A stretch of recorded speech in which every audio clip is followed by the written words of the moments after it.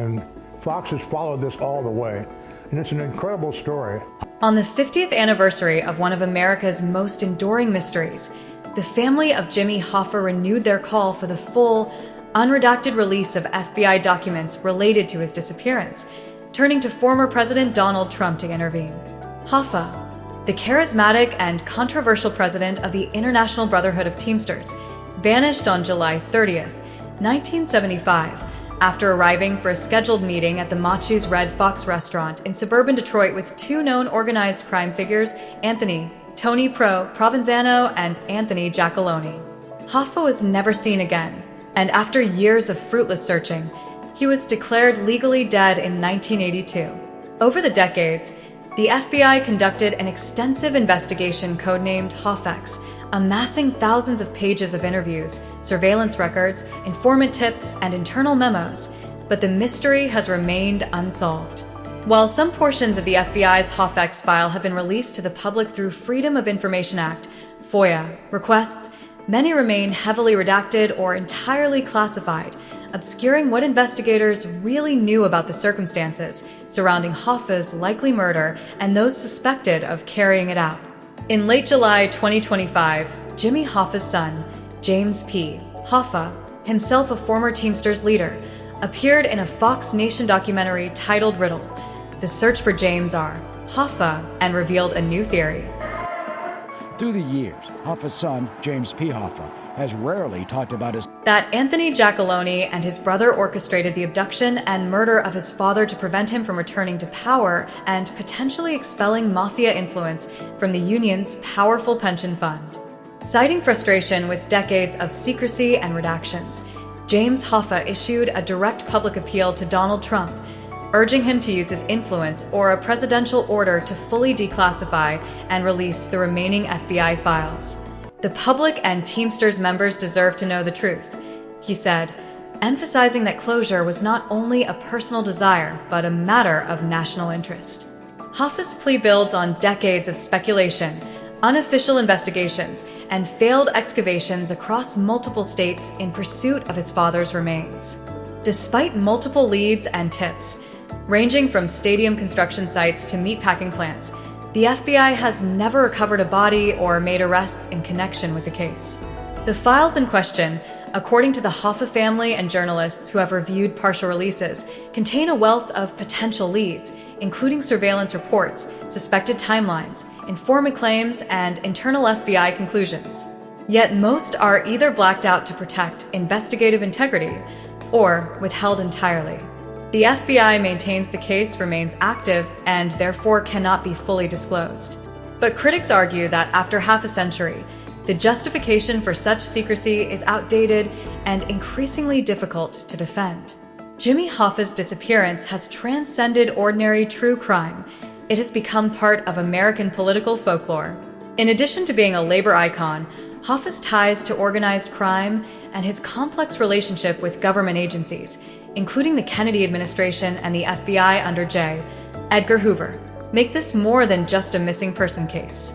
Many believe the full release of files could reveal not only who killed Hoffa, but also the broader context of government corruption, surveillance abuses, or strategic failings in fighting organized crime.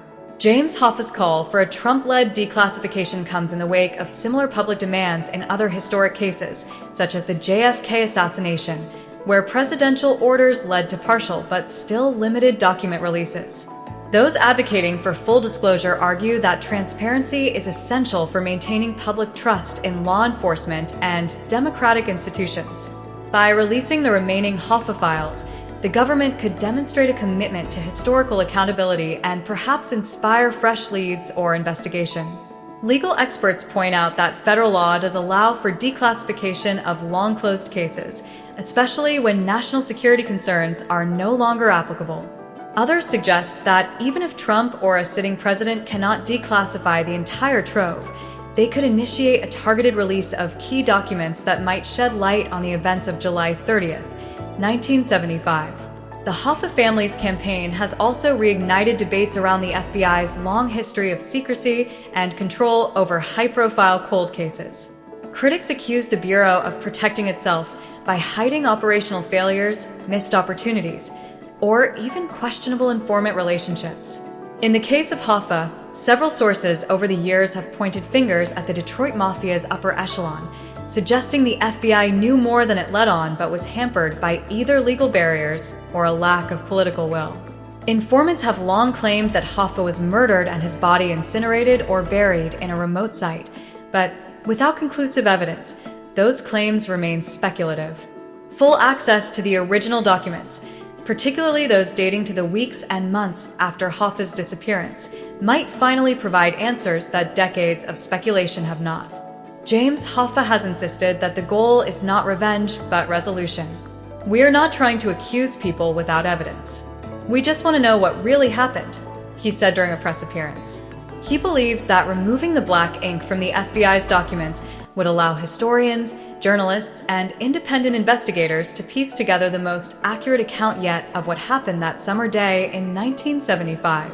While it remains unclear whether Donald Trump will respond to this appeal, the move underscores a broader demand for truth, transparency, and closure in an era when many Americans are skeptical of institutions that withhold information under the veil of national interest. I think Fitzsimmons was afraid of Hoffa coming back, and he says, "I want this job, I want to keep this job," and the mob didn't want him back, and I think they got together and said, "How do we make sure that he doesn't come back?" Because they were afraid, because they knew if he did come back, he would win the election and he would pick back the Union.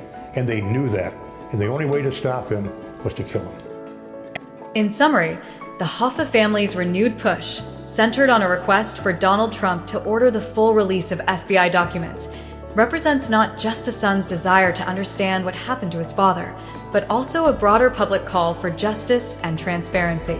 After 50 years, the time may have come for the government to finally reveal what it knows about one of America's most iconic missing person cases. Whether or not that release happens will depend on political will and public pressure. But for the Hoffa family, the message is clear. The truth is long overdue. The FBI has never recovered a body or made arrests in connection with the case. The files in question, according to the Hoffa family and journalists who have reviewed partial releases, contain a wealth of potential leads, including surveillance reports, suspected timelines, informant claims, and internal FBI conclusions. Yet most are either blacked out to protect investigative integrity or withheld entirely. The FBI maintains the case remains active and therefore cannot be fully disclosed. But critics argue that after half a century, the justification for such secrecy is outdated and increasingly difficult to defend. Jimmy Hoffa's disappearance has transcended ordinary true crime. It has become part of American political folklore. In addition to being a labor icon, Hoffa's ties to organized crime and his complex relationship